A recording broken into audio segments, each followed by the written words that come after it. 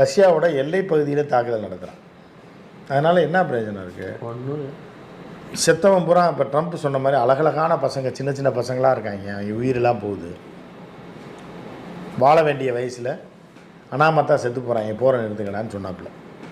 அந்த மாதிரி என்ன அப்படின்னு பார்த்தீங்கன்னா, ஜெலன்ஸ்கி சாக மாட்டான், ஒரு அமைச்சர் சாக மாட்டாங்க உக்ரைனில், ஒரு எம்எல்ஏ எம்பி சாக மாட்டான், அப்பாவி பொதுமக்கள் தான் சேர்த்துக்கிட்டே இருப்பான்.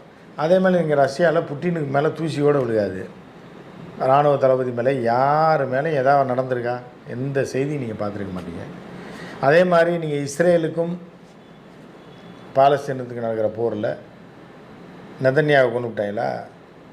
இல்லை ஏதாவது ஒரு அமைச்சரை கொண்டு விட்டாங்களா?